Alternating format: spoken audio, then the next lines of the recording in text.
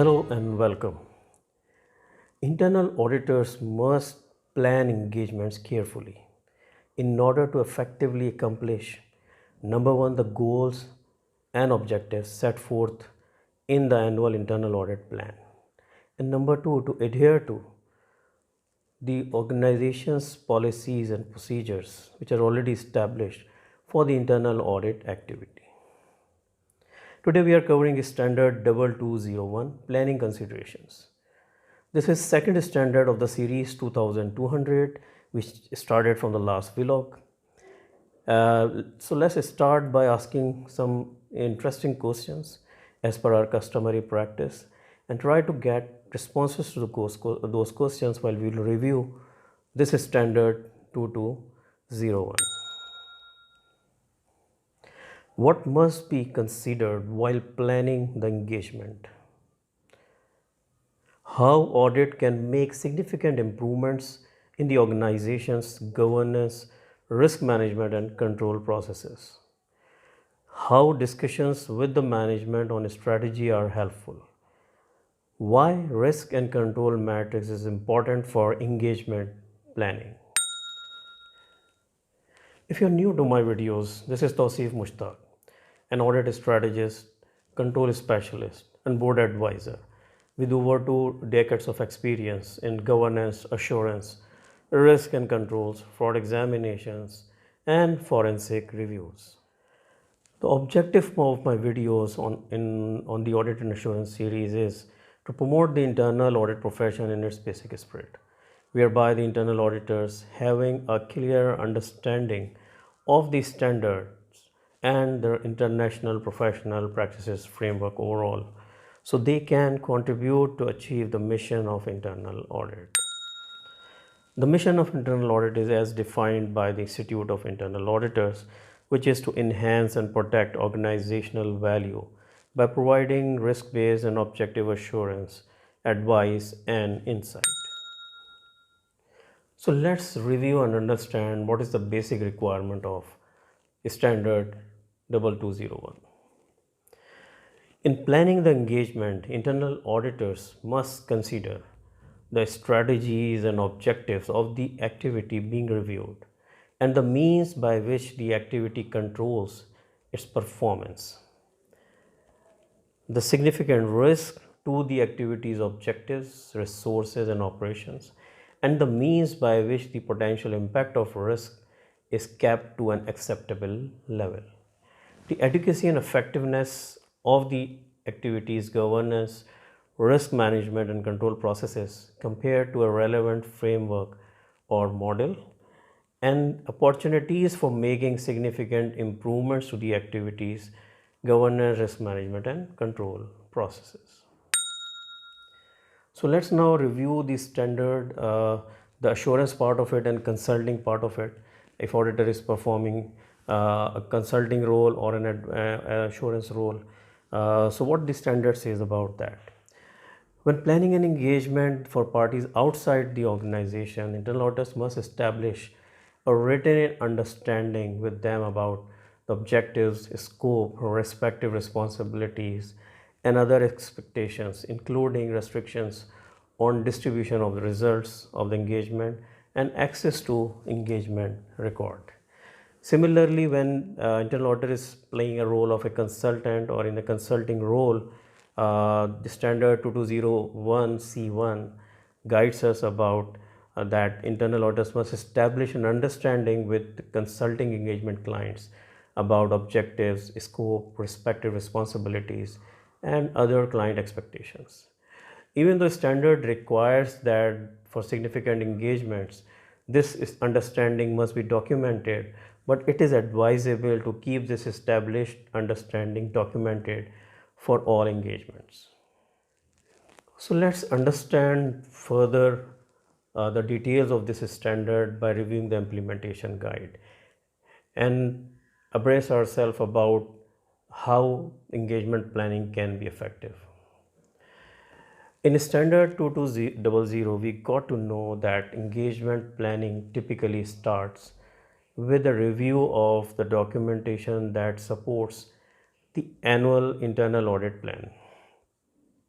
A preliminary survey could be a valuable tool to help internal auditors achieve a sufficient understanding of the area or process to be audited.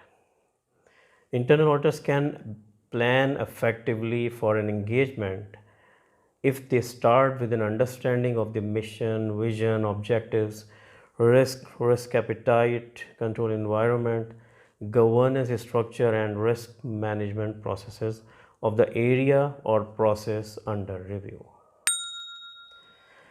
So, why risk and control matrix is important for engagement planning? Developing a risk and control matrix or reviewing an existing one is a common practice used by internal auditors. That is to identify the risk that may impact the objectives, resources, and or operations of the area or processes under review.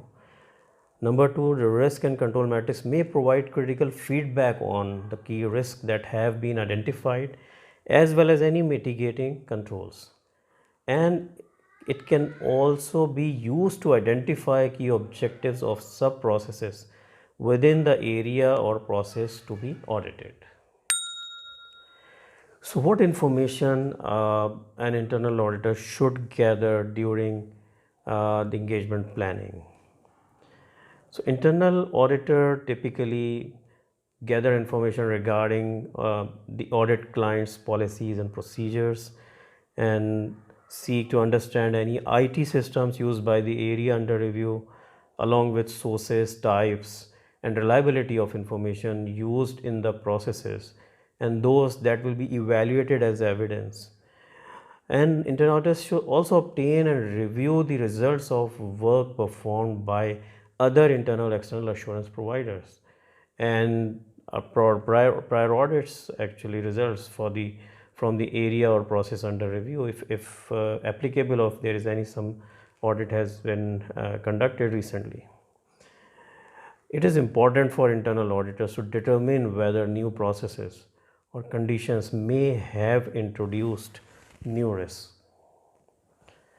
For effective audit, additionally, it is helpful for internal auditors to determine the preliminary resources and information needed, including the internal audit skills needed to perform the audit effectively, and that touches as well the due professional care. So, what are the considerations for implementation of this standard? To implement standard 2201, it is important for internal auditors to identify, understand, and document the mission, strategic objectives, goals, KPIs, risk and controls of the area or processes to be audited. Typically, the internal auditors evaluate whether the risks are managed to a tolerable level through governance, risk management, and control processes.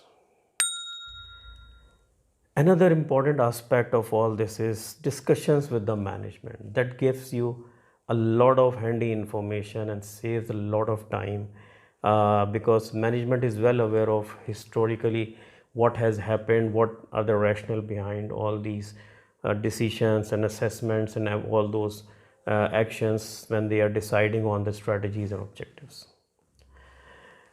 Internal auditors may hold discussions with the management particular to that area which they are reviewing to understand the strategies and objectives that are touching those areas.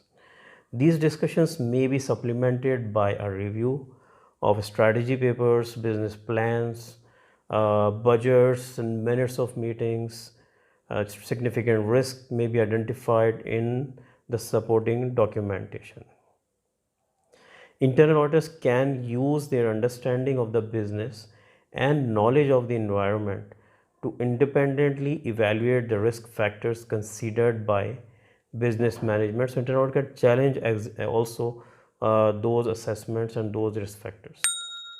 So, based on all these discussions and understandings, internal auditor develop an understanding further and deep dive in understanding the rationale behind all those strategies and objectives. So, understanding the strategies, objectives, and the risk of the area which auditor which is subject to audit, can help internal auditors to evaluate the adequacy and effectiveness of its governance, risk management, and control processes. Internal auditors may review the organization structure, management roles and responsibilities, management reports, and operating procedures to gain an understanding of the governance, risk management, and control processes. It is also important for internal auditors to review meeting notes during the planning phase of an engagement to determine whether any additional tests should be added to the work program. There are some more reviews that internal auditors can perform.